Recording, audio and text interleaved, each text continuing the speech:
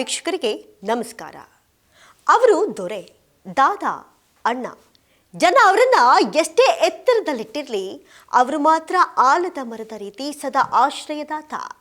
ಸಚಿವರೆನ್ನುವ ಹಮ್ಮು beam ಬಿಟ್ಟು ಜನಸಾಮಾನ್ಯರಲ್ಲಿ ಒಂದಾಗಿ ಅವರ ಕಷ್ಟಗಳಿಗೆ ಸ್ಪಂದಿಸೋ ಕರ್ಮಯೋಗಿ. ಕಾರ್ಮಿಕರ ಪಾಲಿಗೆ ಮುಕ್ಕೋಟಿ ದೇವರ ಮೂರ್ತರೂಪ.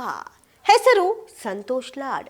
ಶ್ರಮಿಕರ ಪಾಲಿನ ರಿಯಲ್ ಲಾರ್ಡ್. ಕಾರ್ಮಿಕ ಇಲಾಖೆಗೆ ಕಾಯಕಲ್ಪ ಕೊಟ್ಟ ಧೀರ,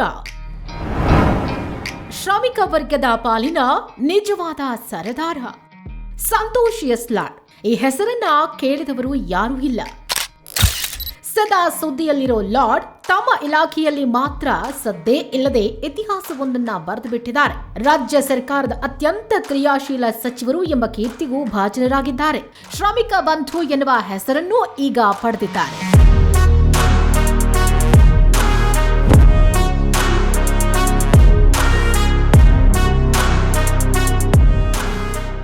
ಹಳೆಯ ಸರ್ಕಾರಗಳಿದ್ದಾಗ ಕಾರ್ಮಿಕ ಇಲಾಖೆಯಲ್ಲಿ ಏನ್ರೀ ಮಾಡುವುದಿದೆ ಅಂತ ಕೇಳ್ತಿದ್ದವರೇ ಹೆಚ್ಚು.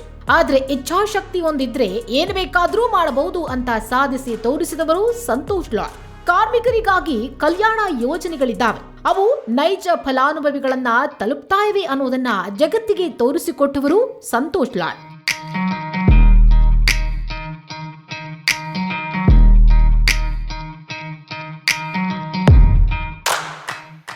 ಸಂತೋಷ್ ಲಾಡ್ ಅವರು ಕಾರ್ಮಿಕ ಸಚಿವರಾಗಿ ಪ್ರಮಾಣ ವಚನ ಸ್ವೀಕರಿಸಿದಾಗಿನಿಂದಲೂ ಕೈಗೊಂಡ ಕಾರ್ಯಗಳು ಒಂದೆರಡಲ್ಲ.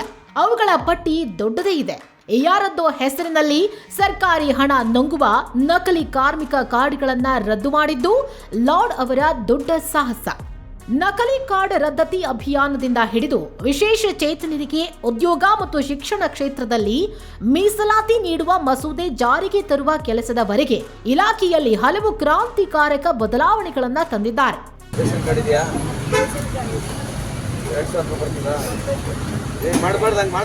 ಜನಸೇವೆಗೆಂದೇ ಹುಟ್ಟಿರುವ ದೇವರ ಕುಲವೋ.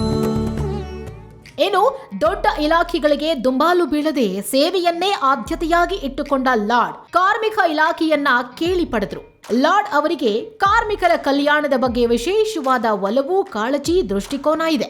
ಜನರ ಕಷ್ಟವನ್ನ ಅವರು ತೀರಾ ಹತ್ತಿರದಿಂದ ನೋಡಿದವರು. ಸಚಿವರಾಗದೆ ಇದ್ದಾಗಲೂ ಅವರು ಜನಸೇವೆಯನ್ನ ಮಾಡುತ್ತಾ ಬಂದವರು.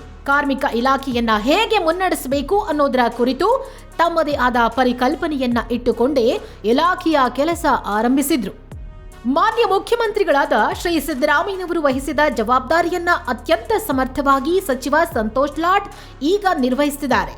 ನಾಡಿನ ಶ್ರಮಜೀವಿಗಳ ಕಲ್ಯಾಣವೇ ಅವರ ಆದ್ಯತೆಯಾಗಿದೆ. ಮುಖ್ಯವಾಗಿ ಸಚಿವ ಸಂತೋಷ್ ಲಾಡ್ ಅವರು ಇಲಾಖೆಯ ನೇತೃತ್ವ ವಹಿಸಿಕೊಂಡ ಕೂಡಲೇ ಅಮೂಲಾಗ್ರ ಬದಲಾವಣೆ ತರಬೇಕು ಎಂಬ ಆಲೋಚನೆಯನ್ನ ಜಾರಿಗೆ ತರೋಕೆ ಮುಂದಾದ್ರು. ಇಲಾಖೆಯ ಅಧಿಕಾರಿಗಳೊಂದಿಗೆ ಉತ್ತಮ ಸಮನ್ವಯ ಇಟ್ಕೊಂಡು ಸುಧಾರಣೆಗಳನ್ನ ಒಂದೊಂದಾಗಿ ಜಾರಿ ಮಾಡೋಕೆ ಕಾರ್ಯಯೋಜನೆ ಸಿದ್ಧಪಡಿಸಿದ್ರು. ಕಾರ್ಮಿಕ ಇಲಾಖೆಯಲ್ಲಿ ಕ್ರಾಂತಿ. ಕಾರ್ಮಿಕರಿಗೆ ಕನಿಷ್ಠ ವೇತನ ನಿಗದಿ, ಕಡ್ಡಾಯ ಉಪಧನ ಜಾರಿ, ಶ್ರಮಿಕ ತಾತ್ಕಾಲಿಕ ವಸತಿ ಸಮುಚ್ಚಯಗಳ ನಿರ್ಮಾಣಕ್ಕೆ ವೇಗ, ರಾಜ್ಯಾದ್ಯಂತ 100 ಹೈಟೆಕ್ ಸಂಚಾರಿ ಆರೋಗ್ಯ ವಾಹನ, ಅಂಬೇಡ್ಕರ್ ಕಾರ್ಮಿಕ ಸೇವಾ ಕೇಂದ್ರಗಳ ಸ್ಥಾಪನೆ, ಜಿಐಎಸ್ ಮ್ಯಾಪಿಂಗ್ ಹಾಗೂ ವೈಜ್ಞಾನಿಕ ಸುಂಕ ಸಂಗ್ರಹ, ಅಂಬೇಡ್ಕರ್ ಕಾರ್ಮಿಕ ಸಹಾಯ ಹಸ್ತ ಯೋಜನೆ, ಶ್ರಮಿಕ ವಸತಿ ಶಾಲೆಗಳ ಆರಂಭಕ್ಕೆ ಮುನ್ನುಡಿ, ಧಾರವಾಡ ಮತ್ತು ಮೈಸೂರಿನಲ್ಲಿ ಕೌಶಲ್ಯ ಕೇಂದ್ರ ಸ್ಥಾಪನೆ, ಕರ್ನಾಟಕ ರಾಜ್ಯ ಗಿಗ್ ಕಾರ್ಮಿಕರ ವಿಮಾ ಯೋಜನೆ ಹಾಗೂ ಕ್ಷೇಮಾಭಿವೃದ್ಧಿ ಮಂಡಳಿ ರಚನೆ, ಕರ್ನಾಟಕ ರಾಜ್ಯ ಸಿನಿಮಾ ಮತ್ತು ಸಾಂಸ್ಕೃತಿಕ ಕಾರ್ಯಕರ್ತರ ಕಲ್ಯಾಣ ಮಸೂದೆ, ಕರ್ನಾಟಕ ರಾಜ್ಯ ಪತ್ರಿಕಾ ವಿತರಕರ ಅಪಘಾತ ಹಾಗೂ ಆರೋಗ್ಯ ಸಹಾಯ ನಿಧಿ, ಕರ್ನಾಟಕ ರಾಜ್ಯ ಖಾಸಗಿ ವಾಣಿಜ್ಯ ಸಾರಿಗೆ ಕಾರ್ಮಿಕರ ಅಪಘಾತ ಯೋಜನೆ, ಆಶಾದೀಪ ಯೋಜನೆ, ಋತುಚಕ್ರ ರಜೆ ನೀತಿ, ಮನೆಗೆಲಸದವರಿಗೆ ಕಲ್ಯಾಣಕ್ಕೆ ಮಸೂದೆ, ಅಂಗವಿಕಲರಿಗೆ ಉದ್ಯೋಗ ಮತ್ತು ಶಿಕ್ಷಣ ಕ್ಷೇತ್ರದಲ್ಲಿ ಮೀಸಲಾತಿ ಒದಗಿಸುವ ಮಸೂದೆ.